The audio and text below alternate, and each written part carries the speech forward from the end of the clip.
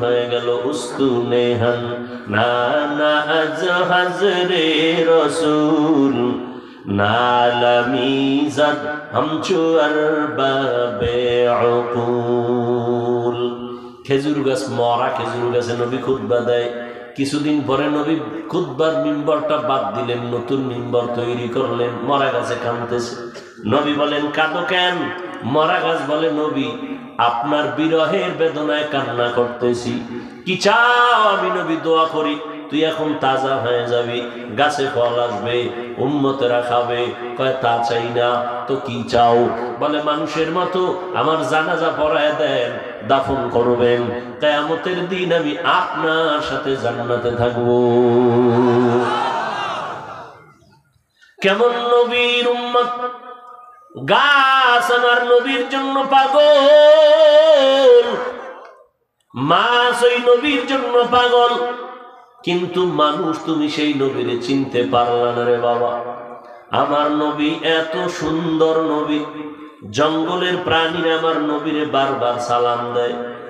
আমার নবীর চেহারা মুবারকের দিকে একটা নজর দিলে পেটের ক্ষুধা নিবারণ হয়ে যায়।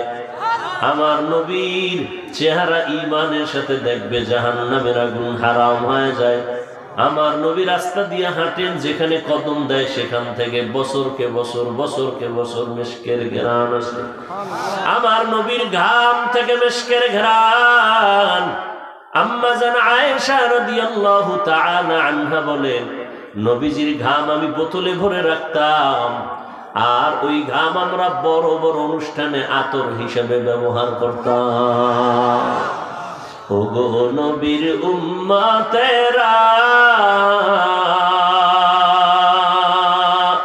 হয়ে আজি দিশাহারা, কোরআন হাদিসের চলো যখন যাহা চায় মনে, নবী বিনে কে তারাবে পুলসিরাত মিজানে, নবী বিনে কে তারাবে পুলসিরাত মিজানে। এরে নবীর আশিক উম্মতের দল, আজ ১৫০০ বছর হয়ে গেল আমার নবীর আদর্শ আমরা মানিয়ে চলার চেষ্টা করতেছি জাহান্নামের আগুন থেকে বাঁচার জন্য। কারণ দুনিয়ার সূর্যের গরম সওয়া যায় না।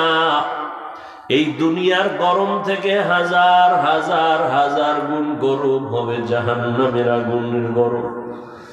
ওই আগুনের গরম সহ্য করতে পারবা না রে মুমিন। এই জন্য কষ্ট হলো টুপি ফালাই না, দাড়ি ফালাই না, নামাজ সারি না রে বাবা। তোমরা কত গালি দাও, একটা গালির জবাবও দেই না। বিনিময়ে যে ইমাম সাহেবরা নামাজ পড়ায় ৫টা টাকা বেতন দিতেও তোমার প্রশ্নবিদ্ধ হতে হয়। এক ওয়াক্ত নামাজ ইমাম না পড়াইলে জবাবদিহিতার কাঠগড়ায় দাঁড় করায়া দাও। আলেমরা ২৪ ঘন্টা উম্মতের পেছনে দৌড়ায়, বুঝায়, সালাম দেয়, পাও ধরে নামাজের জন্য ডাকে, নিজের জন্য কিছু বলে না। নিজের ছেলে মেয়ে স্ত্রী পরিবার বাদ দিয়া শুধু উম্মতের মেহনত করে ২৪ ঘন্টা। তাবলীগওয়ালারাও মেহনত করে, পীর সাহেবরাও করে, উলামায়ে কেরাম করে, ইমাম খতিবরা করে, মাদ্রাসাওয়ালারা করে। জানুনি রে বাবা ও যুবকেরা, কত কষ্ট করে আলেম ওলামারা, দিন নাই রাত নাই ১২ মাস। বিনিময় তুমি কিছুই তো দিতে পারলা না। বরং তুমি যে একটু সালাম দিবা, না পারো অন্তত প্রশংসা করবা, না পারো তুমি বিরোধিতা না কইরা উচিত তো চুপ থাকা। কিন্তু কপাল তোমার এতই খারাপ, তুমি তার বিরুদ্ধে কথা বলতেছো, বলিয়া কোনো লাভ তো তোমার হয় না, বরং কপাল তোমার দিন দিন ফুরিয়া যাইতেছে। এই জন্য তওবার আহ্বান করতেছি, জাহান্নামের আগুন বড় ভয়ঙ্কর গুনাহগারের জন্য। ও মানুষ, আল্লাহ তোমাদের আকল দিছেন, আল্লাহ পশুকে কোনো ভালো মন্দ যাচাই করার আকল দেন নাই। এই জন্যই তো আমরা মানুষ। কি আমরা মানুষ কারে কয়? যার হুঁশ নাই, হ্যাঁ না আকল জ্ঞান হুঁশ আছে তাকেই বলে মানুষ। আমরা এগুলোর এভাবে বলতাম, মুরব্বীদের মুখে শুনছি যে মান প্লাস হুঁশ এই দুইটার সন্ধি হলে হবে কি মানুষ। যার মান আছে, যার হুঁশ আছে। আসলে এগুলো আসলে ভিত্তিহীন কথা। মুরব্বীরা তাদের চিন্তা চেতনার থেকে ওগুলো বলছে। বুঝেন না কথা? হুশ লেখতে তালেবের শাহ, মানুষ লেখতে কোন সব? আর কথা বলে না, তালেবের শাহ মানুষ লিখতে ম, শেষের অক্ষর হুশ লেখতে তালেবের শাহ না, আর মানুষের পেট শেষের স, এটা কোন স? তাহলে এই যে বিচ্ছেদ করাইলাম, সন্ধি বিচ্ছেদ শব্দগুলো, যেমন আমরা মুরব্বীরা বলতেন, আমরাও মাঝে মাঝে এই কথাগুলো উম্মতের বয়ানে বলতাম, এখন দেখি না এগুলোর তথ্য নাই। কি বলতাম? মাংস বলি না আমরা? তো মাংস বাংলা ভাষা, তো আমাদের মুরব্বীরা বলতেন, অনেকে বয়ানে শুনতাম, আমরাও বলতাম শুনে শুনে, যে মা যোগ অংশ, মায়ের অংশ হলো মাংস। আসলে অংশ লেখতে তালেবের স, ঠিক না? কিন্তু মাংস লেখতে কোন স? দন্ত, ঠিক না? তাহলে মা যোগ অংশ, এটা কথা ঠিক না। কথা বুঝেন না? মুরব্বীরা বলছেন, আমরাও শুনে শুনে অনেক কথা বলতাম। কথা বুঝেন না আমার? তবে মুরব্বীরা বলতেন এক হাইসিয়তে, যে লাউ বলি আমরা, লাউ বলি না? বলতেন না কদু বলেন, সমস্যা কি? কদু বললে চিনবে না কেউ। আচ্ছা, বাংলা ভাষা জল, বাংলা ভাষা কি? জল। আপনারা জল বলেন? কি বলেন? বাংলা ভাষা বলেন। মাংস বাংলা ভাষা, তাহলে গোশত বলবেন, গোশত না বলে মাংস যেহেতু বলেন, তো জলও বলেন। কোন হিন্দুকে যদি বলেন, এ বাবা তোমার 100 টাকা দিব, তুমি পানি খাও, বলবে? তাহলে ওদের একটা ঐতিহ্য আছে, মুসলমানেরও একটা কি আছে? ঐতিহ্য আছে। মুরব্বীরা ওই হাইসিয়াতে বলছেন যে মাংস না বলে কি বলবো? গোশত। লাউ না বলে কদু। বুঝেন না কথা? কিন্তু ওই যে সন্ধি বিচ্ছেদের যে কথা, এটার তথ্য ঠিক না, যে মা যোগ অংশ, মায়ের অংশ। আমরাও এগুলো ভুলভাল অনেক বলেছি, কিন্তু এখন মানুষ গবেষণা করে, আমরাও করি, গবেষণা সবাই করে। তথ্যভিত্তিক কথা বলতে হবে, ভিত্তিহীন কথা কেউ গ্রহণ করবে না। কথা বুঝেননি? ওয়াইস কুরুনির ঘটনা, নবী দান মোবারক শহীদ করছেন, শুইনা ওয়াইস কুরুনিও কি করছেন? আর কথা বল, এই ঘটনার কোনো ভিত্তি নেই, অথচ এই ঘটনা কত আলেমরা, কত বক্তারা, আমিও বলছি, মানুষ কাইন্দা খাইতে শেষ। কিন্তু ঐতিহাসিকগণ বলেন এর কোনো ভিত্তি নেই। কথা বুঝেননি? এই ঘটনা সব ভিত্তিহীন। ওয়াইস কুরুনিকে রসুলের জামা পাইছে, এটা ঠিক আছে, কিন্তু দাঁত ভাঙছে একটা একটা করে সব, এগুলো ভিত্তিহীন কথা, এগুলোর কোনো সঠিক সনদ নাই, কোনো প্রমাণ নেই। ওই শুনতে শুনতে শুনতে আমরাও শুনি। কত আলেমরে দেখতাম, মুরব্বীরা বলতেন হাদিস বলছেন, অথচ এটা হাদিস না। হযরত আলীর একটা কথা, আর দুনিয়া জিফাতুন ওয়া তুল্লাবুহা কিলাব, দুনিয়ার পিছে যারা দৌড়ায় এরা মুর্দার মতো, দুনিয়া একটা মরকের পিছনে যারা দৌড়ায় কুকুরের মতো। এটা হযরত আলীর একটা কৌল, এটা হাদিস না, কিন্তু বহু মুরব্বীরা এটাকে হাদিস বলে বলছেন, আমরাও শুনে শুনে হাদিস বলে বয়ান করছি। মূলত এটা কি না? হাদিস না, হযরত আলীর কৌল। কথা বুঝাইতে পারছি? যাই হোক, ছোটখাটো মার্জিত কোনো ভুল যদি বান্দা করেও ফেলেন অজান্তে, অনিচ্ছায়, আল্লাহ মাফ চাওয়ার আগে মাফ করে দিবেন। কথা বুঝেননি? ছোটখাটো ভুল অনিচ্ছায় যদি করে ফেলে, তাহলে আল্লাহ কি করে দিবেন? মাফ করে দিবেন। এটা মুহাম্মদ নবীর উম্মতের একটা বৈশিষ্ট্য। কিন্তু আবার কিছু আছে অমার্জিত ভুল, যেমন দুইজনে হাসি তামাশা করতেছেন, ধাক্কা ধাক্কি করতেছেন, এমনি ভুলে ভুলে একটার ঘুষি মারছেন, তো কাইতই হয়ে গেছে। ঘুষিটা দিতে চাইছিলেন এক জায়গায়, লাগছে আর এক জায়গায়, এরকম হয় না? কারণ হে বেহুশ হয়ে গেছে, কয়দিন পর মইরেই গেছে। এই যদি হয় আপনার হাসতে হাসতে ভুল, এই ভুলের মাসুল দিতে হবে। হবে না? হবে না? হবে। এটা অমার্জিত ভুল, এটা মার্জিত না। ছোটখাটো মার্জিত ভুল যদি কেউ অনিচ্ছায় করে, তাহলে আল্লাহ তা কি করবেন? মাফ করে দিবেন, অগ্রিম মাফ করে দিবেন। মাফ চাইতে হবে না, এটা রাহমাতুল লিল আলামিনের উম্মত হওয়ার বরকত। সুবহানাল্লাহ। তো যাই হোক, টুকটাক ভুল কথা আমরা বলে থাকি, বলেছি, আল্লাহ এর থেকে আমাদের সবাইকে হেফাজত করেন। বলার থেকে, শোনার থেকে আল্লাহ আমাদেরকে হেফাজত করেন এবং মাফ করে দেন।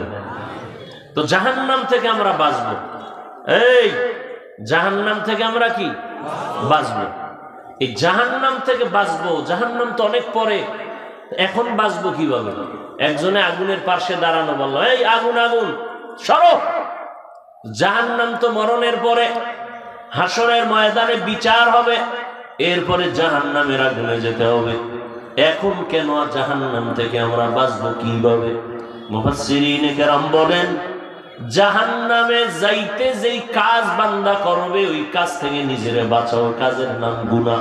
কাজের নাম কি? গুনাহ। তাহলে জাহান্নাম থেকে বাঁচো কথার ব্যাখ্যা হলো গুনাহ থেকে বাঁচো। এক নম্বরে নিজেকে বাঁচাও, দ্বিতীয় তোমার আহালকে বাঁচাও। ওয়া আম্মা মান খাফা মাকাম রাব্বিহি ওয়া নাহান নাফসা আনিল হাওয়া ফাইন্নাল জান্নাতা হিয়াল মাওয়া। এরে নবীর উম্মতের দল, ভালো করে বুঝো, জাহান্নাম থেকে বাঁচা মানে গুনাহ থেকে বাঁচো। আল্লাহ বলেন, যারা আমার আদালতে দাঁড়াইয়া হিসাব দেওয়ার ভয় গুনাহের থেকে নিজেকে বাঁচাবে, আমি তাকে জান্নাতুল মাওয়া দান করব। हर के दारत खौफे हक दर दिल मदाम जन्नतुल मअवा देहद ओ राम काम जुज़बा हक ची जे मखाज इंसु जा फजले उ आमस्ते दर जुमला जहा। এরে এলাকার পর্দার আড়ালের মা বোনেরা, ও যুবকেরা, ও বৃদ্ধ বাবাজিরা, গুনাহ তো জীবনে কম করি নাই, শয়তানের ধোকায় পড়ে গুনাহ করেছি। আজকে আমার এত সম্মান, কিন্তু আমলনামা দিয়ে তাকায় দেখি আমার গুনার কারণে আমি আল্লাহর কাছে বড় আসামি। গুনার কারণে আমার হাত না পাক, আমার চোখ না পাক, আমার জিহ্বা না পাক, অন্তর না পাক। নিজে গুনার থেকেও বাঁচতে পারলাম না, হালকেও বাঁচাইতে পারলাম না। ও আল্লাহর বান্দারা, নিজেও নামাজ পড়েন না, আপনার আহাল সন্তানেরা নামাজ পড়ে না, নিজের কি জবাব দিবেন? আপনার আহালদের ব্যাপারে কি জবাব দিবেন? নিজেও পর্দা করেন না, সন্তানেরও পর্দার দাওয়াত দেন না, আপনি কি জবাব দিবেন? আহালের ব্যাপারে কি জবাব দিবেন? পালানোর কোনো উপায় নাই। এখনো সময় আছে, তওবা করে নেন, আল্লাহর মুহাব্বত নিয়ে চলেন, নবীর আদর্শ মতো চলেন। অতএব এই লাইনে চলতে গেলে আমরা যারা নবীর আদর্শ মানিয়ে চলি, আমরা তো কেউ না খাইয়া মরি নাই, আল্লাহ সম্মানও কমায় দেন নাই। তবে আমি আপনাদেরকে এই কথা বলি না যে আমগো মতো সবাই হুজুর হইয়া যান, তা বলি না। স্কুলে যারা পড়বেন পড়েন, বাধা নাই, ডাক্তার হন, ইঞ্জিনিয়ার হন, তবে কোরআন পড়েন, নবীর আদর্শওয়ালা ইঞ্জিনিয়ার হন, ডাক্তার হন, তাবলীগ করেন, ব্যবসা করেন, চাকরি করেন, কোনো বাধা নাই। আপনাকে আমি বাধ্য করে বলবো না কওমি মাদ্রাসায় না পড়লে জাহান্নামে যাবেন। আমি আপনাকে কঠিনভাবে বাধ্য করে বলবো না তাবলীগে না গেলে জাহান্নামে যাবেন। আমি আপনাকে বাধ্য করে বলবো না মাদ্রাসায় না পড়লে জাহান্নামে যাবেন। এটা আপনার ইখতিয়ার। আপনি আল্লাহর মোহাব্বত নিয়ে নবীর তরিকা মেনে চলবেন, এটাই আসল কথা। এখন স্কুলে পড়িয়া কত ছাত্ররা 5 বেলার নামাজ পড়ে নাই, কলেজে পড়ে, নামাজ পড়ে, অভাব নাই। আজকে দেখেন এই জমিনে আমাদের চোখের সামনে বহু যুবক কৃষি কাজ করে, নামাজ ছাড়ে না। মনটারে প্রশ্ন করো, যুবক বাবা, তুমি কেন পারবা না? কোরআনটা কি মিথ্যা মনে করছো রে বাবা? আল্লাহর নবীর কথা মিথ্যা মনে করেছো? আজকে যদি আল্লাহ না করুন মরিয়া যাও, তুমি যে বেশি দিন হায়াত পাবা কিন্তু গ্যারান্টি নাই। ইদানিং কালে যত মরণের খবর দেখি, অধিকাংশ যুবকদের মরণের লাশ পানির নিচে, গাড়ির নিচে, ঘরের বিছনায় মরিয়া রয়েছে ঘুমের মধ্যে, যুবক আর যুবক। কয়দিন আর বাঁচবারে বাবা? স্কুলে পড়ো, কলেজে পড়ো, চাকরি করো, ব্যবসা করো, মা বাবার দোয়া ছাড়া আগাইতে পারবা না। মা বাবার সাথে যদি বান্দা তুমি অপরাধ করো, তাড়াতাড়ি ক্ষমা চাও। আলেম ওলামাদের বিরোধিতা না করে পরামর্শ নিয়ে চলো। 5 বেলার নামাজ পড়ো, মানুষের সাথে খারাপ আচরণ করিও না, শিক্ষকের দোয়া নিয়ে চলো, বেয়াদবি করবা না, আল্লাহর মোহাব্বত নিয়ে চলো। পেছনের গুনাহ কেউ জানে না, আমার আল্লাহ জানেন। আল্লাহ বলেন, তওবা যদি করতে পারো আমি জীবনের সব গুনাহ মুহূর্তের মধ্যে মাফ করিয়া দিব। যারা তওবার নিয়ত করতে পারবা, ও আল্লাহর বান্দা, মনেরে বুঝাও, তোমার আমার মতো যুবক হইয়া স্কুল কলেজে পড়িয়াও যদি নামাজ পড়ে, তুমি আমি কেন পারবো না? তোমার আমার মতো যুবক যদি কৃষি কাজ করে নামাজ পড়ে আমরা কেন পারবো না? তোমার আমার মতো যুবক ব্যবসা চাকরি করে, র্যাব, আর্মি, পুলিশ, বিডিআর, 5 বেলার নামাজ পড়তে পারলে তুমি আমি কেন পারবো না? আল্লাহর কাছে তওবা করে নাও, মা বাবার সাথে আর কোনোদিন বেয়াদবি করবা না, ওলামায়ে কেরামের বিরোধিতা করবা না, নবীর তরিকা মেনে চলবা, 5 ওয়াক্ত নামাজ পড়বা, জবানকে কন্ট্রোল করবা, মুরব্বীদের দোয়া নিয়ে সামনে আগাইবা, নবীর তরিকা মেনে চলবা। তওবা করার মতো যদি কারো অন্তরে নিয়ত হয়, আমি বলবো আল্লাহর মোহাব্বত যদি থাকে, 2টো হাত আমার আল্লাহকে দেখায় দাও। আয় আল্লাহ হাতগুলো কবুল করে নেন, তওবা কবুল করে নেন। আয় আল্লাহ তওবার উপরে আমাদের মজবুত হইয়া চলার তৌফিক দান করেন। আয় আল্লাহ আপনার এই গোলামেরা খানা নাই, কত কষ্ট করে এখানে আসছেন, আপনার মোহাব্বতে আসেন। আমার কলিজার একটা যুবকেরও খালি ফিরাইয়া দিয়েন না। মুরব্বীদের কবুল করে নেন, মা বোনদের কবুল করে নেন, সবাইকে দিনদার বানায়া দেন। আয় আল্লাহ তওবার উপরে মরণ পর্যন্ত মজবুত হইয়া, মা বাবার দোয়া নিয়া, উলামায়ে কেরামের পরামর্শ নিয়া, নবীজির সুন্নাত অনুযায়ী চলার তৌফিক দান করেন, আমিন। নামাজ লাগবে নি যুবকেরা? কয় ওয়াক্ত? সপ্তাহে কয় দিন? একদিন না প্রতিদিন? ছেড়ে দেওয়ার সুযোগ আছে তো? বলো, সবাই বলো। যদি বলো নাই, ফেরেশতা কিন্তু লিখে ফেলছে। তুমি বলো নামাজ ছাড়ার সুযোগ নাই, এর পরেও যদি নামাজ না পড়ো শাস্তি হবে অনেক কঠিন। আর যদি তওবা করো, গুনাহ করতে তোমার সময় লাগছে 20 বছর, আল্লাহ তোমাকে তওবার কারণে মাফ করতে 1 সেকেন্ডও লাগবে না। অতএব আজকে থেকে নামাজ পড়বো তো ইনশাআল্লাহ। আল্লাহ সবাইকে তৌফিক দান করেন। দোয়া করব, এর আগে আপনাদের কাছে একটু ব্যাগ নিয়ে যাবে মাদ্রাসার জন্য। বিসমিল্লাহ বলে পকেটে হাত দিয়ে নগদ 10, 20, 50, 100 যা পারেন একটু সবাই হরকত করেন, পকেটে হাত দেন সবাই। দায়িত্বশীলরা নেমে যান, ভলান্টিয়ারের দায়িত্বে যারা নেমে যান। নেই খবর নেই, নামতে নামতে আসরে আজান দিন। দরুদ শরীফ পড়ি, আল্লাহুম্মা সাল্লি আলা মুহাম্মদ ওয়া আলা আলি মুহাম্মদ কামা সাল্লাইতা আলা ইব্রাহিম ওয়া আলা আলি ইব্রাহিম ইন্নাকা হামিদুম মাজিদ। আল্লাহুম্মা বারিক আলা মুহাম্মদ ওয়া আলা আলি মুহাম্মদ কামা বারাকতা আলা ইব্রাহিম ওয়া আলা আলি ইব্রাহিম ইন্নাকা হামিদুম মাজিদ। ভাই দোয়াটা করেই যান, কষ্ট করে আসছেন, দোয়াটা না করে যাবেন? 2 মিনিট বসেন আর সবাই একটু পকেটে হাত দেন, যারা আপনাদের কাছে যাচ্ছে কম বেশি দান করেন। আর আপনারা ওই হেলিকপ্টারের কাছে যাইতে গিয়া মানুষের ফসলের উপরে পাও রেখে নষ্ট করবেন না। সওয়াব কামাই করতে এসে গুনাহ কামাই করবেন না, কারো ফসলের ক্ষতি করবেন না, সাবধান। আর আমার সাথে সাক্ষাতের জন্য কেউ সামনেও দাঁড়াবেন না, পিছনেও। দীর্ঘ সময় আলোচনা শুনছেন, আমি সংক্ষিপ্ত আকারে কথা বলবো, যেহেতু টাইম হাতে নেই, আমার হাতে বাধা নাই। অতএব যতটুকু সময় আছে দোয়া করি আল্লাহ অল্প টাইমে অল্প কথার ভিতরে বরকত বাড়ায় দেয়। আর আপনারা সমালোচনা এমনিও করেন, দোষ থাকলেও করেন, না থাকলেও করেন, এটা আপনাদের একটা অভ্যাসে পরিণত হয়ে গেছে যে হুজুরদের বিরোধিতা করতে পারলে আপনাদের কাছে খুব আনন্দ লাগে। তো এই চিন্তা এখন আমরা মাথায় রাখি না। আমাদেরকে অনেকে গালি দেয়, শুনি, দেখি, জবাব দেই না, কারণ রসুলের আদর্শ লালন করি। রসুল আমার অল্প টাইমে মক্কার চূড়ান্ত চরিত্রহীন মানুষগুলোকে মুহূর্তের মধ্যে স্বর্ণের মানুষ বানায় দিলেন। আল্লাহ জিব্রাইল পাঠাইয়া বলেন, জিব্রাইল যাও তো, একটা লিস্টি দিয়ে দিলাম, নবীজির কাছে গিয়ে খবর দিয়া দাও, এই লিস্টিতে যতজনার নাম আছে এরা বিনা হিসাবে জান্নাতি। এই যে নবী অল্প টাইম, মাত্র 13 বছর, মক্কার চরিত্রহীন চূড়ান্ত খারাপ মানুষগুলোকে এত দামি মানুষে পরিণত করলেন। একটা বেতের বাড়িও নবী দেন নাই, কাউকে একটা গালি দেন নাই, গালির জবাব দেন নাই। এমনকি নবী কখনোই কোনো 1 সেকেন্ডের জন্য নবীর জিন্দেগিতে কখনো চোখ গরম করে কারো দিকে তাকান নাই। সেই নবীর আদর্শ লালন করি আমরা। অতএব আমরা গালি দিব কেন?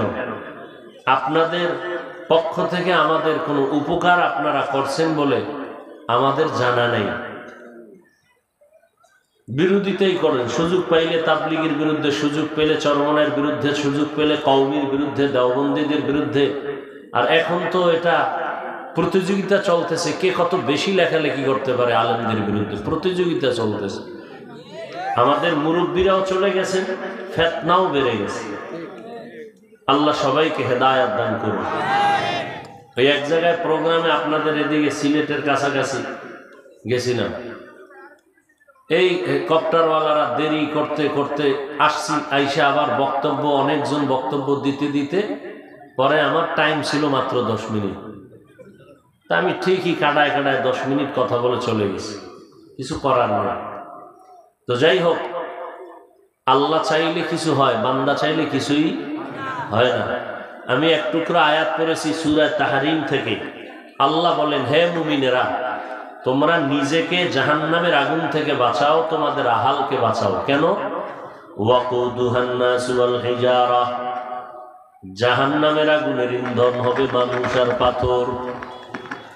আবার তোমাকে কি হইল? মরাডারে মারো কেন? কয় লড়ে কেন? বিপদ আইলে চতুর্মুখ। ওয়াকুদুহান নাসু ওয়াল হিজারা,